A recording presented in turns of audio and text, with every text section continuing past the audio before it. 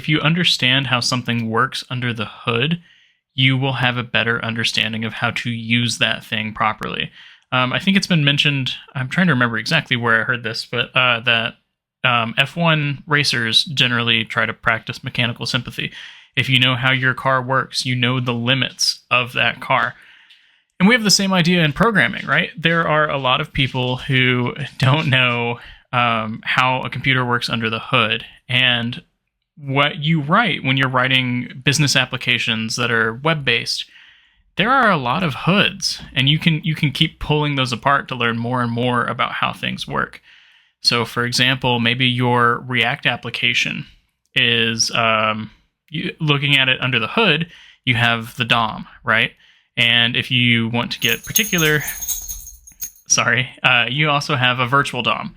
And once you plug things into the DOM, how does the browser actually handle that? How does the browser draw things to the screen? What is the process of drawing things to the screen? If you can go farther, pull back the layer on that. How does the browser leverage native calls to end up drawing things? So how do those native calls communicate with like a graphics driver or an embedded graphics chipset to actually render things on the screen? And you can do this again and again and again, and computers are just built upon layers of abstraction, which is fantastic for us. It helps us build our applications quicker and better, and ideally in not having to worry about those things. It's easier for people to build computer applications. Imagine building some of the things we build today 20 years ago. Like, the abstractions just weren't in place, or 30 years ago, or 40 years ago. So the idea that I'm trying to drive home is that if you take the time to learn how things work under the hood, you might not need to do this to do your job. But if you take the time to do it, I think you'll be better at your job. You'll be a better engineer, and you'll have a better understanding of how things work. One of the things that I like to do as a little exercise is when I'm thinking through problems with people, I like to think through the performance implications in terms of stack frame allocations. It usually doesn't matter. I'll be very honest. It usually doesn't matter. But the thing that I'm trying to drive home is, like, we should think about things from a bigger picture than just, I have a function and it does something. Like, there are consequences to that function, right? You're allocating things on the heap, maybe. You're allocating things on the stack, almost definitely. And just kind of having an idea of like how things work, even just a single layer under the hood, can help you write better code and help you think about the problems more holistically. So one of the things that I've done, I've been doing web stuff for 13, 14 years now. And a lot of times I reach for an HTTP library. Seems reasonable. I imagine most people do this. You probably use Ruby on Rails or Flask with Python, Express with JavaScript. There are a lot of options. HTTP is built on TCP, right? And HTTP 3 is going to be built on UDP, which is another fun thing to think about too. But so how do you go from HTTP to TCP? Well, really, HTTP is just a standard on top of TCP. So how do you start to like really peel this apart and figure it out? A lot of times it's figuring out what is used under the hood, like one layer under the hood, and then figuring out, like, shifting the perspective. So if you're looking at HTTP and you're saying what's used under the hood, well, it's TCP. Now you take TCP and pull it up to the top, and you say what's used under the hood for TCP, and you can keep going and going and going until you have a really good understanding of how these things work. I'm going to segue to a really great piece of software business, I guess. I'm not sponsored by them. If you are interested in sponsoring me, though, reach out. I would love to, because I've been singing praise for CodeCrafters for a while now. Oh, that's not it. There we go. Okay, so this is CodeCrafters.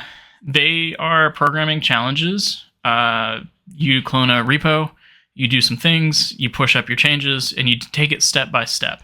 They don't hold your hand. They're not telling you what code to write. They are giving you a problem, and they're breaking the problem apart into bite-sized chunks. They give you some resources that are helpful. So you also, like, for example, with this DNS one, they link to the Wikipedia article on how, like, DNS works. There are also a couple other articles and resources that they link to show how this stuff fits together. But they're not going to give you code. That being said, you can look at other people's code who are doing this. But anyways, so the whole point here is that there are these challenges, right? And I really want to drive home two things. One, this is paid. It's a little expensive, especially if you don't have a job or you're a software engineer who's trying to break into the field. It's a little expensive. That being said, they do a free challenge every month, I believe. And then they also put one of their challenges, while their challenges are in beta, they're also free. So I did the build your own HTTP server. They've added more stages since I've done this one, but we can click into this. So, hey, actually, look, this one's free until June 30th. So if that's what, 9 days. So if you see this and want to build an HTTP server and figure it out, you can do this in, 9 days and have it for free. So they tell you, like, here's the introduction to the challenge, and then they give you a repo to clone in the repository setup. So you'll grab a repo like this, you'll clone it, you'll push, an empty commit, and this is basically just making sure that you have Git set up and you can push it properly. There's also a leaderboard over here. I don't see too much value in this. It's kind of nice to see yourself go up the board as you complete things, but I don't know who any of these people are, so it's not very relevant for me. They do have teams and private leaderboards, so if you have other friends who do this, that could be fun. But I apparently got a badge for this one. I didn't know that was a thing. So here's like the simplest example. So now that we have that repo set up, we bind to a port, right? And they give you, this one's really hand-holdy. They tell you to navigate to a certain file, uncomment the code that they have in that file, and then submit your changes. So it's basically giving you a starting place to start from. It tells you how tests will be ran. So there's a program that they execute. The one thing I'll say about this, at least from what I've been doing with Go on their program, or their challenges, the debugging is it leaves a little bit to be desired. Since you're sending your code up and it's running in basically a continuous integration suite, it's like debugging in CI, which I'm sure everyone is probably not your favorite place to debug, but kind of the same idea there. Okay, so then this respond with 200s. This is the first one where you're really doing something on your own. So unlike stage 1, your repository doesn't contain commented code to pass this stage, and it tells you 98% of the users who attempt this stage pass it. So you have instructions. The instructions generally point to your task thing. They ask you to implement the solution and then run tests. They do have a CLI too. I'm pretty sure the CLI also is running things in continuous integration, so it's not too different than Git, but those are kind of your options for pushing your code up and running it. And then whenever you run things, it tells you that you completed the stage, and then it prompts you to move on to your next one. So again, here you go. In this stage, your server will respond with an HTTP request with a 200 response. It's made up of 3 parts, each separated by a carriage return line feed. You get the status line, 0 or more headers, each ending with a CRLF, and then an optional response body. So in this stage, your server's response will only contain 1 line. Here's the response that your server must send. So basically, regardless of what you get, you're sending this back. You can start to see, as you're building things up, it's broken in such a way that if you just want to return this and pass it, you can. But when you get to the next step, you're going to realize that maybe you should structure this properly and not just hard code this value. And you see that time and time again as you build these farther up. So the next one is path parameters. So, it talks about, not path parameters, the URL path. So it guides you through kind of how that's structured and gives you some advice on kind of how to get started with this. But again, it doesn't give you the code. That being said, there are code examples. So you can see mine here. It says yours, which is great. I didn't know you could turn on anonymous mode. That's cool, but I don't mind. So I wrote a request parser, and all it does is just the bare minimum necessary to meet this challenge right here, and I build upon this in future versions with future challenges. But the idea here is, you can look at code if you're stuck, or if you just want to see how other people solve this. So that's my example, but we can see this one's concise. So let's see what they did. They pulled in the strings package, make a byte slice, read the connection, check if it has a prefix, and return. So in their case, they're doing, like I said, basically the bare minimum to pass that challenge, and that's totally fine. again, maybe don't over-engineer things or pre-optimize things too, so maybe their solution's even better than mine. You can continue going and going and going. I'm not going to go through all of these. I would encourage you to do it. This was really fun. And again, just like if you're not really sure what's going on here, instead of like pulling in Express and JavaScript and having an HTTP framework, this is setting up a net listener, like a TCP listener, and you have to build the HTTP part yourself, which means when a TCP connection is created, you need to read that connection and then parse that into an HTTP packet, essentially, and then do some things with that. So it's kind of like you're building the Express of Express in JavaScript, or you're building the Flask of Flask in Python. Rails would be a weird example because Rails does a bunch of other things too. But anyways, so once you hit the base stages, you can choose extensions. I don't think they had extensions for this one when I finished it, but you can turn them on, and then you'll get some extra things. So for example, there's HTTP compression. So you'll learn about compression support and how to add it. You can vote for things. So for example, you vote for ideas, and then whenever I'm assuming they take the ones that are highest voted on and then build out extensions so that people can add those as well. So like a really good example is the shell one. So let me swap to that. I've been doing the shell one the past couple days to brush up on some Go, and base stage is complete, choose extensions. So they have navigation. I should maybe talk a little bit about this first. So if you're unfamiliar with what a shell is, when you pull up your terminal, you have access to a shell. On Mac, it's Z shell by default now. On Windows, it's... I don't know what the Windows shell is called, actually. It's not PowerShell by default, but maybe it should be. And then, you have Bash and Fish and all these other shells. So the idea here is that you're making your own shell. This one's really fun. I had a lot of fun with this. It's also one of the easier ones to at least clear the base stages with, so maybe it's a great one to start with. Anyways, you do things like build like an exit command, an echo command, a type command, and then you run a program. This one was really neat. So you have to look at the path environment variable and try to find the, like if someone provides a program like this, you check the path, and if they have that program in their path, you invoke it with all of the args that were passed to it, and then you print out the output or whatever. That was really cool. I learned a lot in the process of doing that. But now that you kind of know what a shell is and what we're talking about, this one has a lot of options for extra stages. So navigation adds like CD and pwd commands, current working directory and change directory. You could vote for, this one's new, variable interpolation. So, supporting variables in the syntax using $sign and then curly braces. Output redirection, so changing how output is redirected in your shell. History, so, when you press like up on your shell, it gives you the previous result, so that type of stuff. Piping, so being able to pipe out inputs and outputs together, or outputs into inputs, I should say. Job control, auto completion, navigation, things like that. So anyways, the point that I'm getting at is like this is something that I've found that I really enjoy, and it's helped me learn. Like, I've used a shell for 14 years. I had no idea how a shell works. Now I have a decent understanding. As much as the creator of like Z shell or Fish, no, probably not. Hopefully not. But enough to like I could describe how a shell works at a really low level.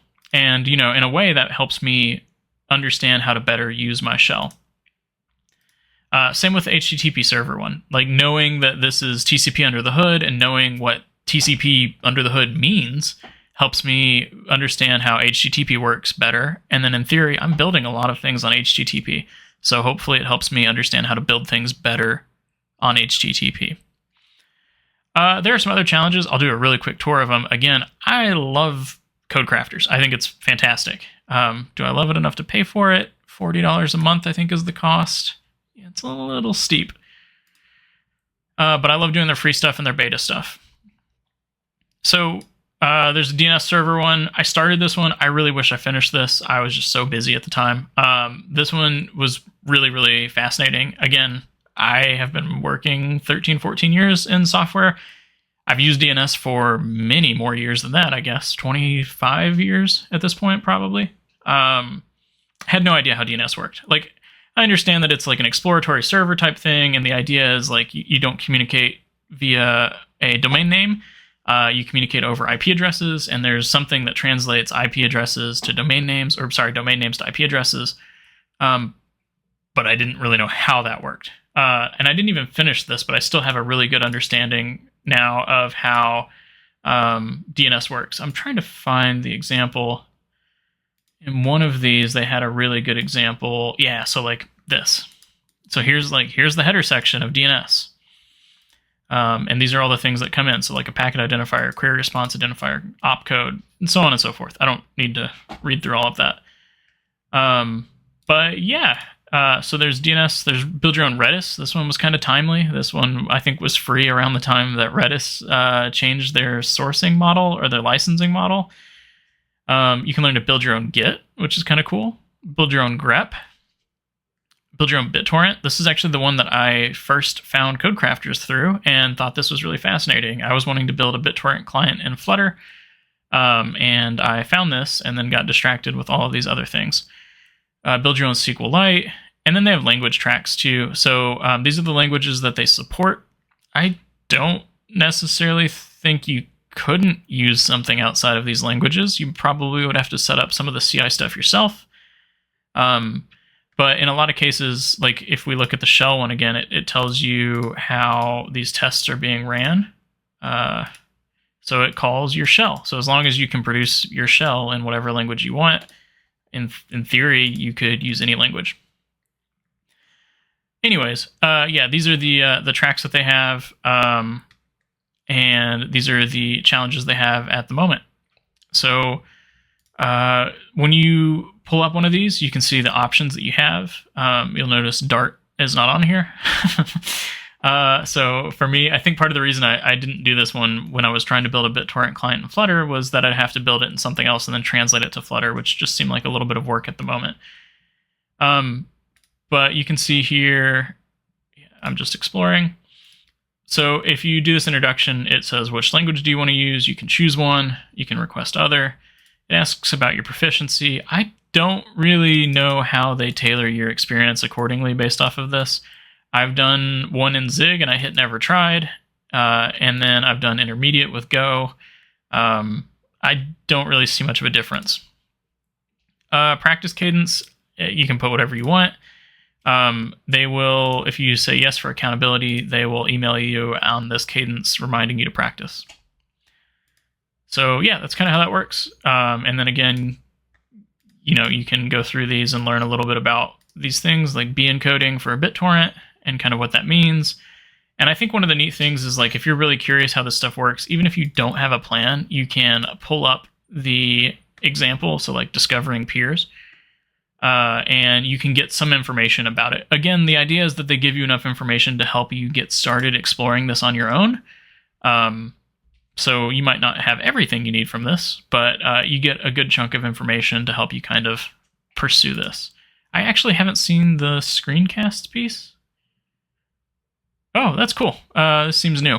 But yeah, if you want to see how other people work on these stages, you can. I wish I knew that. I would have totally recorded me solving these. Yeah, so that's it. I just wanted to talk a little bit about CodeCrafters. Again, I'm not sponsored by them. CodeCrafters people, if you see this video, reach out. I would love to be, and I would love to help spread the word. But really the point that I'm trying to drive home here is the idea of mechanical sympathy and having a deeper understanding of how things work and what that means for you when you're not working at the, again with the HTTP example, when you're not working at the TCP level, still having knowledge of how TCP works is helpful because HTTP is built on top of it. And then another example here, like TCP servers and Redis. Redis is built on, communicates on TCP. It wouldn't surprise me if there's another example on TCP. I guess DNS protocols technically, was it TCP? Is it UDP? UDP. Okay, yes, not TCP, but UDP. And then like do the TCP one and you'll get, do this and do a TCP one and you'll get an idea of the differences between UDP and TCP. Okay, I think that's about it. There's a bunch of other little tiny pieces to this that we could dive into, like all the stages and some other things. But again, learn how things work under the hood. It'll make you better when you're working on things above the hood too. Knowing how your car works, you're going to drive your car better. You're going to understand the limits. You're going to understand how fuel is consumed by your car to turn, the wheels and axles, and how the engine works and all those things. Like there's so many layers beyond what you see, and having an understanding of how those work will be immensely helpful. I think that's it. Thanks. Have a great day.